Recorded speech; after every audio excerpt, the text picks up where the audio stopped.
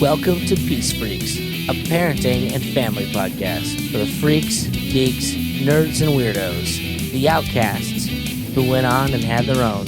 We're used to being the exception to the rule, so come along with us as we try to also live exceptionally. We're here to help make you the best version of your freaky family.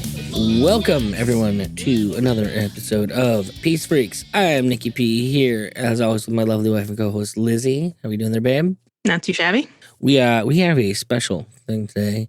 We haven't talked to our good buddy Daniel in far too long, and apparently the world has been doing its best to smack his nuts right now.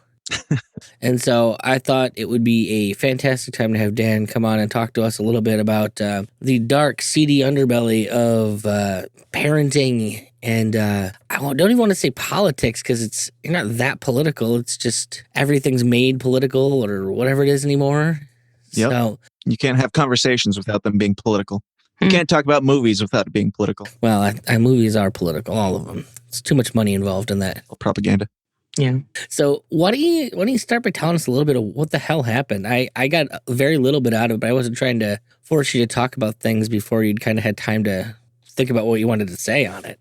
Yeah, and the first, I recorded my episode on it, just ranting about it, telling the whole story, a day or two later. And even then, I'm like, if you listen to that, you can tell I was still not sure how to even feel about this thing. Because it's you've got anger, you've got sadness of 10 years lost, and then you've got a little bit of joy because there's a little bit of freedom in not, feeling the pressure of even being on that platform anymore. But what happened, for those that don't know, I got kicked off of Facebook. And our show, we talk about all the uncomfortable topics like conspiracies, politics, and religion. And we just have civil conversations trying to unify people by just exploring our differences and, accepting that the person on the other side of the screen that you're yelling at is actually not your enemy. They're just a different set of variables that grew up in a different set of variables and came to different conclusions. But apparently in 2021, that is no longer acceptable behavior. If you talk about certain things that are currently in the news on CNN, then you will get banned, but they won't. We talked about the QAnon theory, which we've talked about many times. And this is the first show I've been on talking about this so far where you've said that it's okay to say that. Are you sure? You sure? Yeah, I don't care. Okay. Yeah, I just don't want to get anybody else in trouble. But because literally I was disagreeing with the guy that I spoke to. I don't believe in the theory. I don't agree with the theory, but a good friend of mine does. And I find it fascinating at the very least. I don't think it's any more dangerous than any of these other cults that are going on. And certainly not any more dangerous to talk about with a friend and disagree with on your show. But we talked about that on the 5th, right before the storming of the Capitol. And then the next day when all that went down, my personal account, all my pages, the podcast page, all my music pages, all my business pages, primarily, and even my wife's personal account and her business page were all just wiped out completely because we dare say the name QAnon on our platform. That is completely bonkers. And it speaks to something that I've always, Liz will vouch for me. I've always been concerned about, it became too late very quickly for me to kind of back out of the waters of talking about the kind of stuff I've talked about online. But, you're always waiting for what the hell happens when they fucking come for you? And it could be for anything. To me, it's almost not worth thinking about it because, yeah, sure, you got picked up for what you got picked up for this time around. But while we're watching that slope slide. Right. Yeah. So quickly, dude, it could be anything. I'm not going to lie, I got rid of the word liberty out of my name of my podcast, primarily because there was just negative bullshit that was happening to it, throttling and stuff, just because that was in there. Right. And that seems to me a pretty innocuous word. You would think so. So with the 17th letter of the alphabet, but we live in strange times.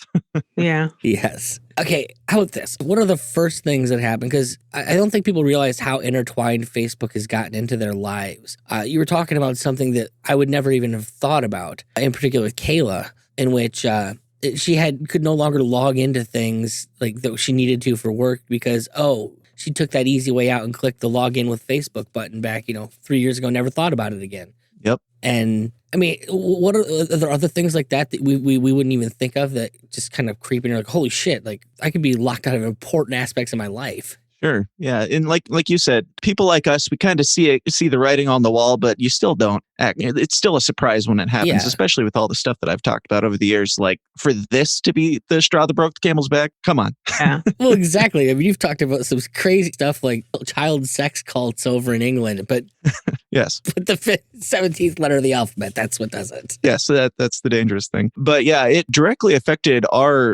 it's currently directly affecting our ability to make a living because I'm completely self-employed. Kayla has her own side business, but she also works for a school. So the biggest hit, like for me, I lost all my business pages, which I put way too many eggs in that basket and have like all my contacts and all my communications and everything just wiped out. And I don't remember those people's names to go back and track them down. But for her though, she didn't do anything controversial on Facebook. She barely even, like, she was on the show for a little while and she comes on every now and then, but she barely even did that. And even like she was the one reining me in, if anything, when she was on the show.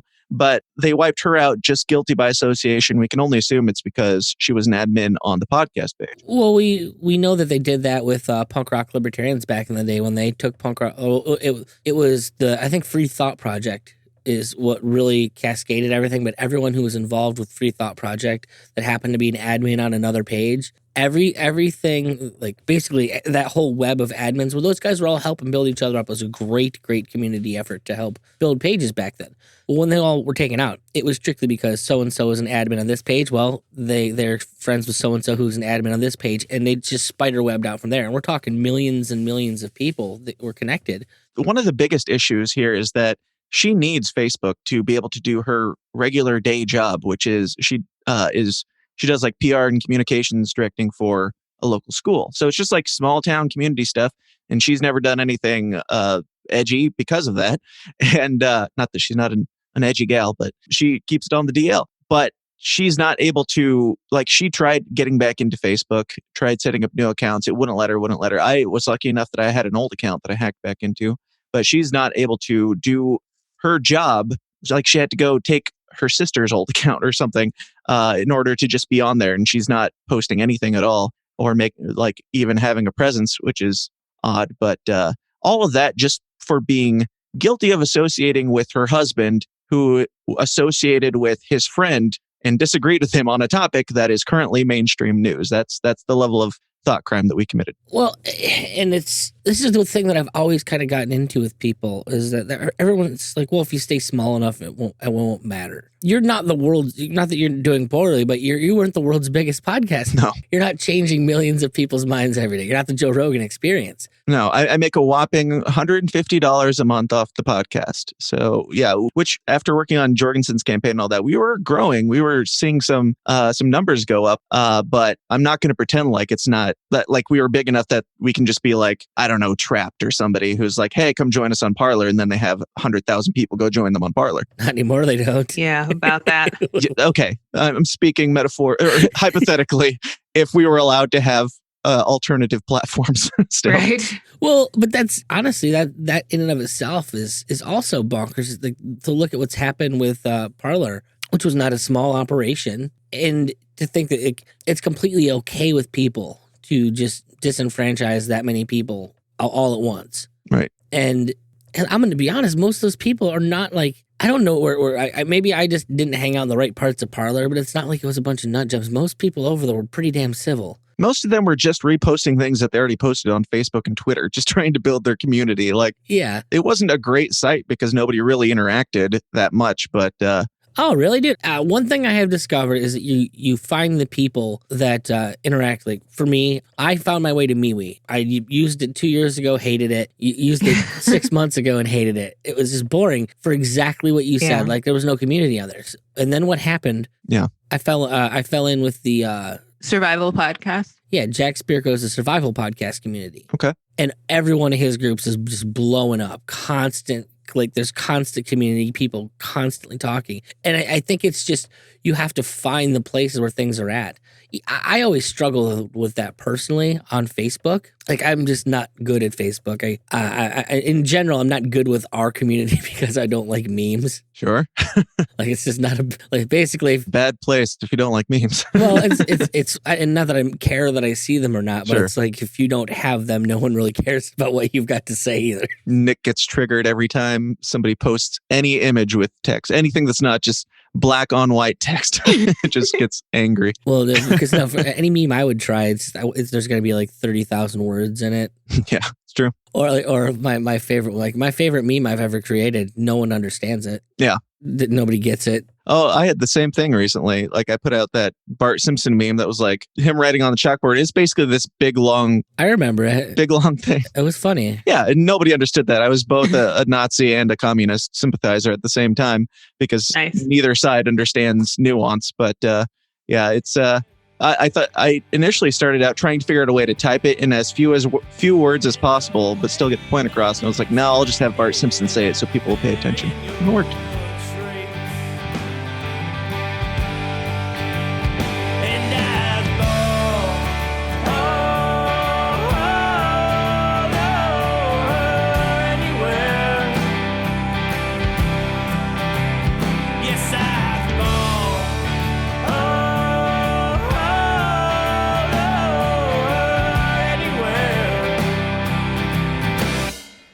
She wants to go.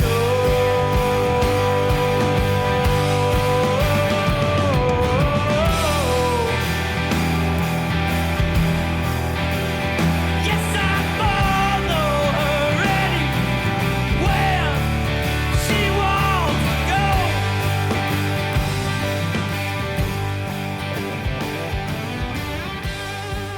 go. Mine was the Alphabet logo, which, if you know the company Alphabet.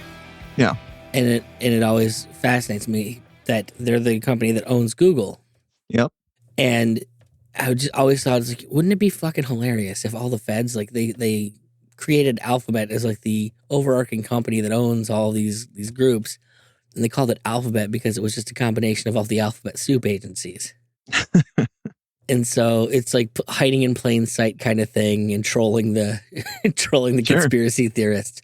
Yep. But apparently nobody pays attention to anything and has any idea that Google is actually owned by a different company. Right. So like you then have to go through and explain 30,000 things for it to make any sense. It's just like, the fuck's the point if I have to explain all this? People just need to be better read. Right. I spent 24 hours explaining to strangers what the word concept meant. It was really sad. But but bringing that up raises a good point on this like censorship topic. And that's like, we are at least one of the silver linings in this is that people are starting to realize just how few people are actually controlling all the entire flow of information. Like, who knew that Parler could be taken down by Amazon for having differing, political views? Who knew that starting your own platform doesn't protect you from the same people that are kicking you off of Facebook? Like, well, I mean, I did, and I've been telling people this Sure. for fucking at least a half a decade. Yeah, but you don't use memes, so nobody cares. I know, and that's exactly it. Nobody gives a shit because I couldn't do it in a meme.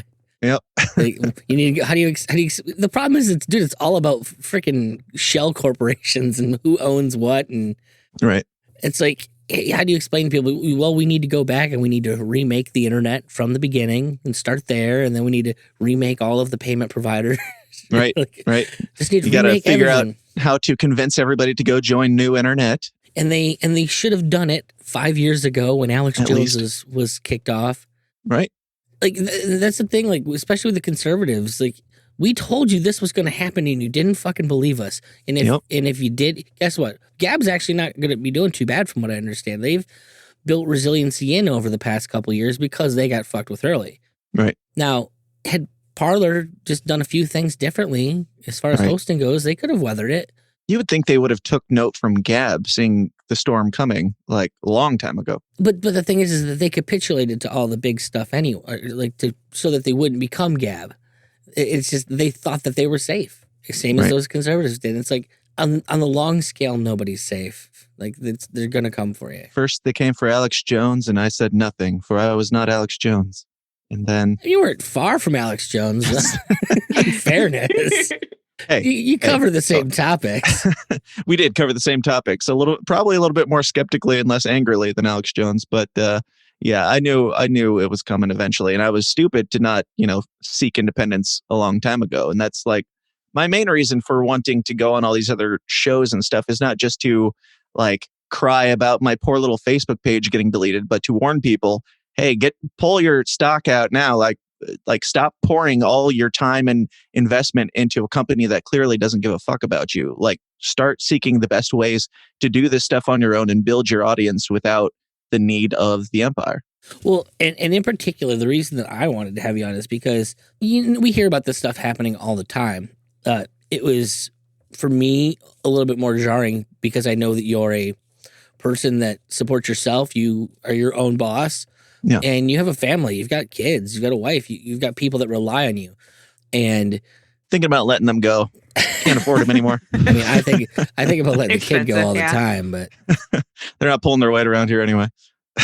But one of the things that we've preached, it was funny. We actually brought up with you that we were a family show now about marriage and kids and stuff.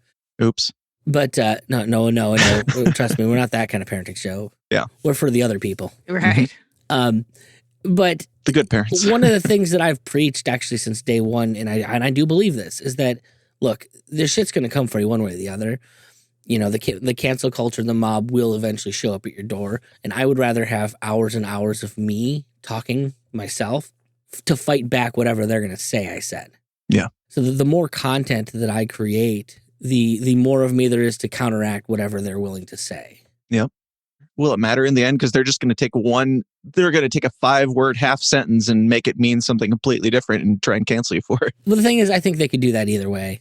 Yeah. At least this, I have the possibility of a defense. The other way, I don't. If you think people don't want to read long text, imagine trying to get them to sit down and listen to your podcast. Yeah, long form conversations. Yes. I'm going to be honest. I find getting people to listen to the podcast is actually easier than getting them to that's read fucking Facebook posts. That's fair. And I can't really say much because I don't read anything. I only talk. Yeah. Well, how has that been for you? Like, do you kind of feel like you did the wrong thing and that you've been doing this whole time? Like, you don't have any guilt about it or anything, right? If you've listened to any of the interviews I've been doing, any of the plans I've been making, yeah, I've got nothing left to lose now. Like, well, yeah. Especially on their platform. I'm not doubling down on their platform, but because I want it to stay there just so I can direct people where they can find the stuff. But I've not watered down a thing. In fact, my last interview was much more offensive, in my opinion, than the one that I had 2 episodes prior about the QAnon stuff. So yeah, I've talking to supposed to be having Tom McDonald back on this weekend. I just had a conversation with him yesterday, and like I want to push this thing as much as possible because if I can just do what's comfortable, what we've been doing, and just capitulate. But it's not working clearly for everybody that's trying to do it. Even the people who are playing nice. I don't think that Ron Paul deserved to be, blocked out of his own Facebook account. Anarcho-Christian today. Oh, really? Yep. As of the recording, this Anarcho-Christian was locked out. Those dangerous radicals there. Yeah, but the only way that this stops is if we actually stop it. If we actually push back against this thing and keep. And I don't mean like I don't want to be hypocritical. I'm not asking for like, oh, we need more government overreach to come in and fix Facebook. Like I'm saying, get the hell off Facebook. I'm saying don't ask for the government to come protect you. Just tell the government to stop protecting Facebook and then get the hell out of there. And like the only way one of these other platforms actually is worth a damn is if you actually go there and use it. So go use it. And I'm actually currently working on my own. It's not going to be a competitor, but a little social media platform of my own where we can just have these conversations and not be too terribly afraid of people, kicking us off. So what are you thinking over there, Mom? No, honestly, I was just thinking at work today about like the pictures and stuff that I have on my Facebook, just thinking of what that would be like, from Kayla's point of view. To like, I don't never shared a ton of pictures with my kids, but like those are moments in our lives that I can't access now, if my account gets taken down. So I'm like, there are ways to go and download all that stuff. I've learned since then. Yeah. Well, that's good. Yeah. I would encourage everybody to go back up all your stuff immediately because wishing you'd done it 2 weeks ago, of course. exactly. Yeah. Oh, to me, that was the first thing I thought of. Was like, it's like, oh, great, he'll start the pages up again. Yeah, I'm like, yeah, but that doesn't bring back all those years of customer conversations that you lose because they were that you didn't, because you grew up in the internet age. You only ever talked to them on probably Facebook Messenger. Yep. I don't even know who I lost, let alone what I lost. Like, I don't remember everybody's name to even go track them down. Yeah, and that to me was just. It's why, the guys that have been telling you, like, you've got to go and get emails. You got to populate the email address. It's a pain in the ass, but like you have to do it because it is the only thing that you can control. Which we set up one on January 7th. Wow. I was like, the first thing I did, I was like, shit, I've been meaning to do this for years and it's been such a pain. I've looked into it a couple times. I always give up and I'm like, this is dumb. And that I was like, I won't figure out a way. I won't actually send out anything anyway. And then this went down. I'm like, that's priority number one. Put that out before you start telling anybody to do anything, because how else do you communicate with people once the mainstream of this is completely new territory that we've never seen in communication. This is bigger than phones at this point, and you might be kicked off of it. Out of curiosity, so what is your position, I guess, on the whole Section 230 thing that everybody is stupid about? What is your opinion on the whole Section 230 thing that everybody is retarded? Giving government power to do anything, it will only make it worse. It can only make it worse. Sure. The whole platform thing, like, frankly, it's stupid. But allowing there to be room for more interference is just, it can't do any good. Yeah, I don't think that more government is the answer. I think that less government is the answer. Have Facebook if they want to be held accountable, let them be held accountable. If they're going to make their opinions very obvious, in that they have political leanings that they're going to kick you off if you don't abide by, then allow them to suffer the consequences. If they break their contract that you signed before giving them all your information, before giving them all your data that they used and sold to people, before throwing you away, like if they change that contract and you didn't agree to it, then they should be held accountable for that. The frustrating part is sadly, I don't see this affecting most people, because most people were most people aren't Alex Jones. And this is always a frustration I've gotten into with conservatives, because they're like, well, we're being deplatformed, but there's also a part of me that's like, well, that's because people don't want us there. Right. Like, ultimately, the bottom line is that normies don't want us on their platforms. They don't want to see our memes. They don't care about the wars in Yemen. They don't care about shit. Right. They just want to share their dog pictures. Exactly. And, not to belittle what you've gone through, because it's awful. Sure. But at the same time, like, they don't want us there. Who the hell are we to force them? Like, right. I think the bottom line is that it's only going to get worse, and I think it's already creeping past the online world. You're a very good example of, we need to be creating our own cultures and our own places. Like we talk a lot about secession, and we as people, I think, just need to secede ourselves. Like, we will secede as an individual of one to whatever community we find, and what your situation is like the glaring reminder that that's the only option that we have at a certain point.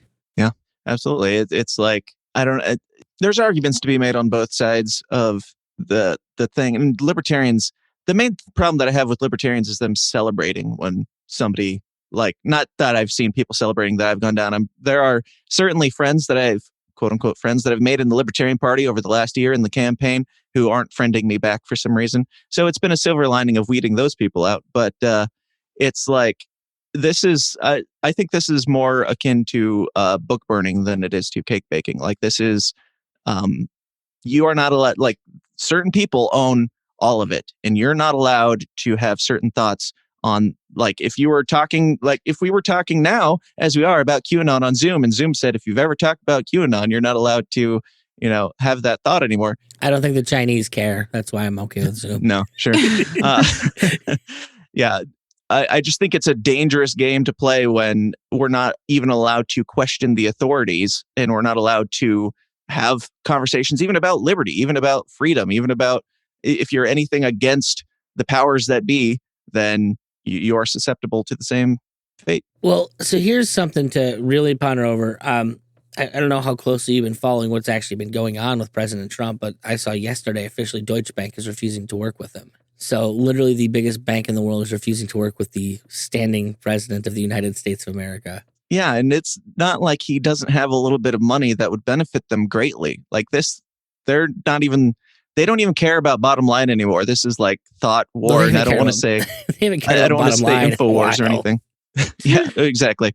I don't want to say InfoWar, but I mean that's currently what's going on. If a bank, turns down Donald Trump, then they clearly have an agenda that they're trying to keep from being pushed. And I expected all this. I just didn't expect it while he was still acting president. Like I expected it, Right. After the 20th when he no longer was president, and they got Biden in there. Everybody's got to prove that they're playing ball right now. Otherwise, Okay. I feel like a lot of these big companies, who knows, maybe Jack Dorsey didn't want to kick Trump off Twitter. I mean, that's the main reason anybody went to Twitter in the last 4 years, was to see what Donald Trump's bitching about today.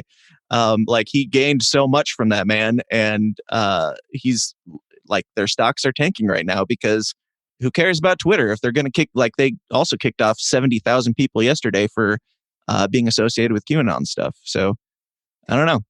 I see you. See, my big thing is I the bottom line thing is what I always come back to, because YouTube is killing itself. YouTube has been in a let me see how quickly I can jam the sword in my fucking chest for at least 2 years. Yes. Every decision they make is the wrong decision because it makes it more of what people don't want. And you'd think, oh, well, they just don't know, except for on the Joe Rogan Experience last year, Susan Wojcicki came out and said, look, we know you don't want to watch this stuff, but we're going to continue doing it anyways till you do. And you're just like... Brainwashing. So you know that your customer base hates what you're trying to feed them. We just know you can't refuse it. Which, by the way, was all the Jimmy Fallon, all that late night crap that they try and recommend to you that nobody wants to watch. Super edgy, informative content. Yeah. Really hilarious too. You've been on YouTube a while. Did you experience any of like the constant cutbacks with creators? I listen to Quartering, and he just goes on and on about all the things, like basically every couple months there's a new thing that goes out that just screws over creators. Right. Yeah. I mean, I've never had a massive following on YouTube.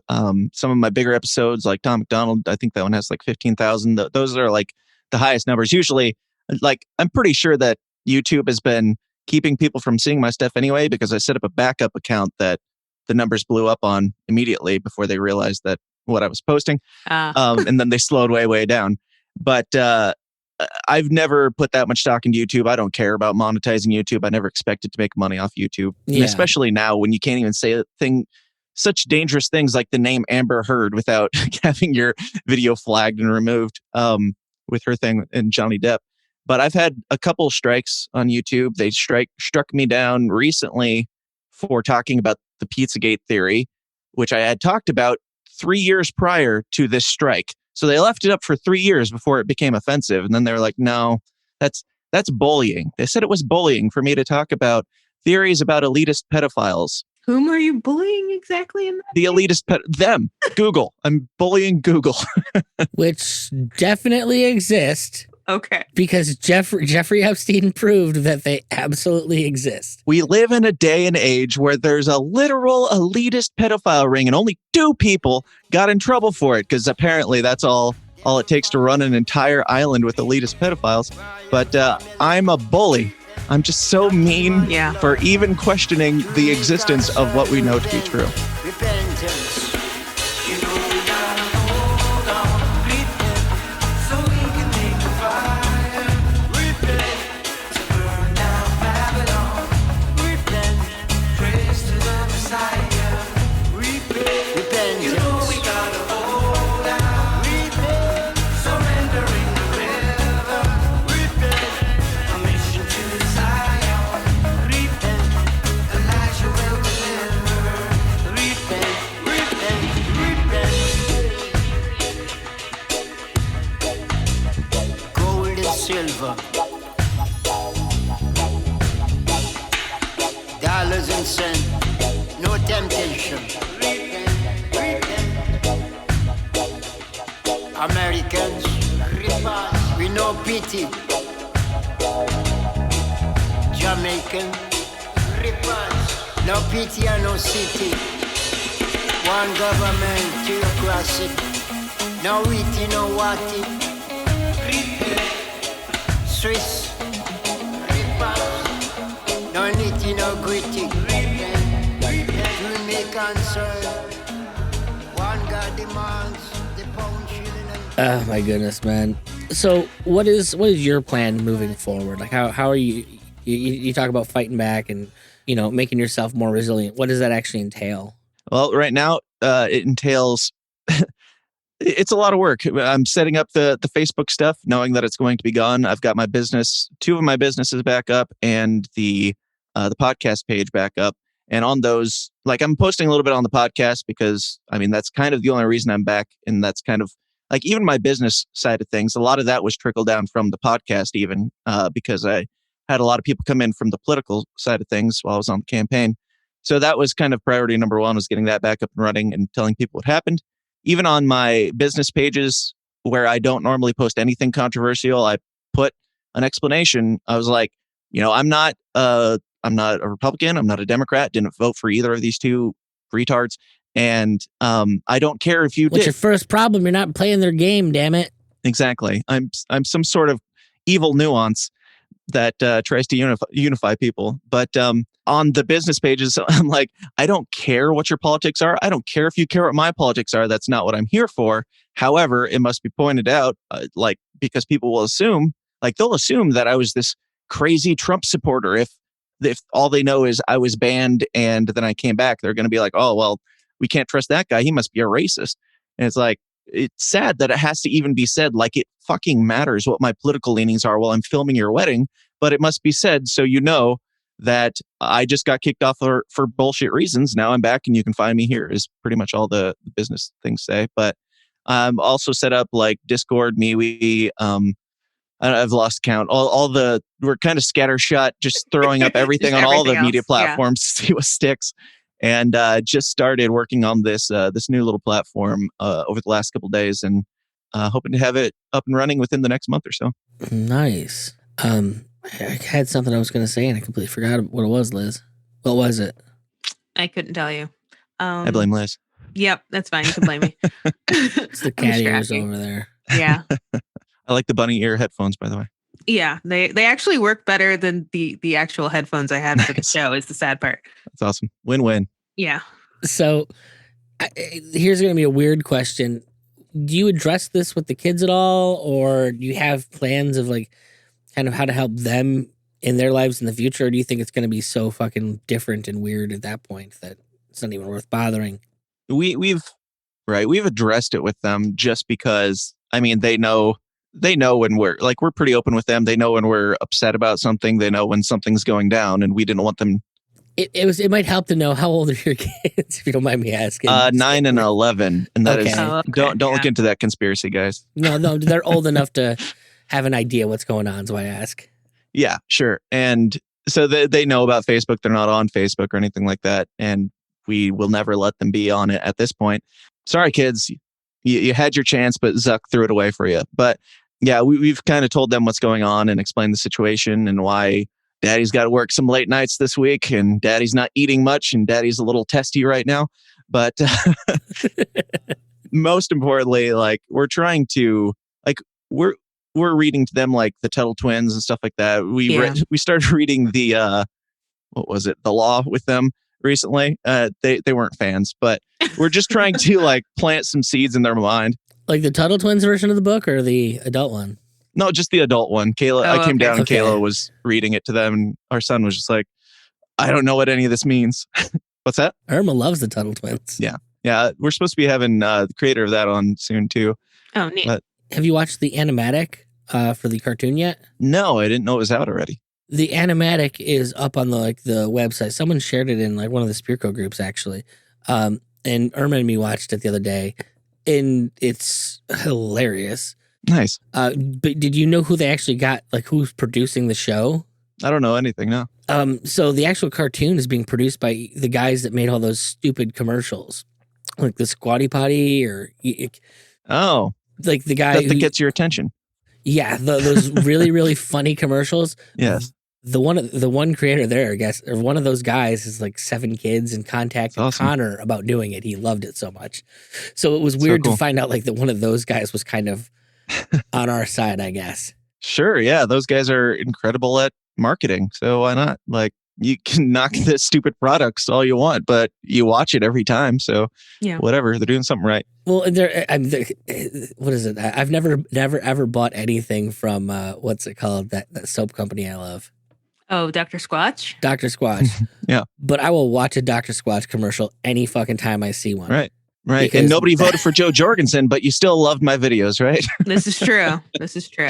Well, we could get into that. That's another conversation. Yep. No one was ever going to vote for Joe, and I'm sorry. I just like poking the bear. But But hey, you're going to be on. You're on board for team. You're on board for Team Smith Torre, right? I can neither confirm nor deny my standing on that hypothetical at this point in time. Fair enough. But talk to me after the show. I just want to see those bombs getting thrown. So, what's your take? Not to derail our actual conversation, but what's your take on that pair up? Because I know of them both. I met Maj at the convention and all that, and I'm familiar with Dave now. But I've heard all the rumors and everything. Most of these people, all these big, libertarian. I'm curious what rumors you're referring to. Oh, that he's just an alt-right sympathizer, Nazi, Jew, whatever. Well, I mean, I've listened to him for 3 years now, Yeah. 4 years maybe. He is not at all. He is a normal person. He's perhaps become a little bit too Christian for my taste over the past couple years. That's the complaint I remember hearing. Hey, that's up my alley. That's all right. He had a daughter and found Jesus in the moment. Sure. He was a moment I did not have, so it doesn't resonate. So when he gets crazy about abortion or talking about Jesus and stuff, I Sure. just kind of tune out. But what's with the Libertarian Party and all these people just flame warring over people like Tom Woods and Dave Smith and now Ron Paul? Like, this is a new development. Well, Dan, I suspect for the same reason your video got pulled from Facebook the first time. Fair enough. Yeah, Bring it back. there's that. That's a good podcast host. Because it is because it is controlled opposition at this point. Yeah. Yeah. The same reason Andy Craig is Andy Craig, because it's controlled opposition. They're there to keep the party from ever being relevant. Yep. And hopefully the Mises Caucus can at least go in there and destroy it or make it have something worthwhile to say. And that's the one thing with Torre and Smith is I don't think they're going to be able to keep them from drawing attention. Sure. Like you have an actual edgy comedian and a dude who just by virtue of being what he is edgy. Right. And yet my big thing is having seen some of the shit that they freak out with Maj about. It's like basically what they're saying is, well, we don't like urban culture, which in my experience, urban culture is a little bit less couth. Sure. Because it's just a different fucking culture. The things that like we would consider to be couth is not something they give a shit about. And that's not to say it's better or worse. It just is what it is. And so when Maj comes out talking like you talk in any of the neighborhoods that Maj exists in, Yeah, it throws fucking people's hackles up. And yeah, sorry, your fucking suits aren't into that. But if you ever want to actually win elections, you're going to need to be. Why do you think was one of the reasons Trump was so appealing to black people? Right. Because he was that. He'd go out and talk that. Frankly, why was Bill Clinton? Same fucking thing. Bill Clinton's black. Don't worry. We've heard. Exactly my fucking point. And obviously I'm racist. Yes, There's clearly. that. Right. I've been told that I married her for slavery reasons, guys. That's how this It wasn't a works. choice. Yeah, she had no agency in this because No. black people and women have no agency. Just completely incapable of deciding for themselves. Yes. It's fine. Of course. I joke, but these are some of the awful things that I've actually been told in life. So, Dan, thank you so much for coming on. Where can we send everyone to do what little we can to help you kind of claw back a semblance of normality for yourself? For sure. And thanks so much for having me, by the way. You guys are awesome. I miss you guys. Haven't seen you since PorkFest. Hope to meet in person again someday. But for those that don't know where they can, I guess be dangerous, evil thought criminals who simply question things and stay uncomfortable and, talk to people they disagree with, you can find that at TSID Pod. freqs.com. I would tell you where to find our social media, but it doesn't fucking matter at this point. So just come on over to It probably won't be there when you go. it probably won't. tsidpod.com and sign up for the newsletter primarily because that's the way that we're going to keep in direct contact with you guys moving forward. That's how you're going to find out when we launch this new site and everything that we got going on there. Also, for the video work, you can check that out at Goulash, Goulash films.com or goulashmedia.net for the graphic design and like the audio work and stuff like that. Any support that you guys can do would be great because who knows, like it's still too early to tell if this will actually affect our bottom dollar and our livelihood, but time will tell. Until then, we're going to keep seeking independence and making some waves. Right on. Thanks again, Dan. You have a good one. Yeah, you too, guys. Thanks so much for having me.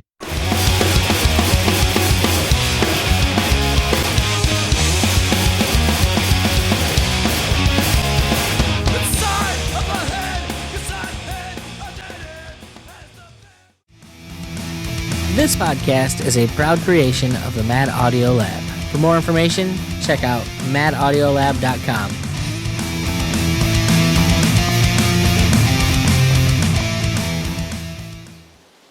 Peace Freqs is part of the Liberty Hippie Podcast Network. If you like what we do, be sure to check out Homesteads and Homeschools, Free Markets Green Earth, Cannabis Heals Me, and This Week in Liberpods. We're living proof that libertarian doesn't mean washed up Republican.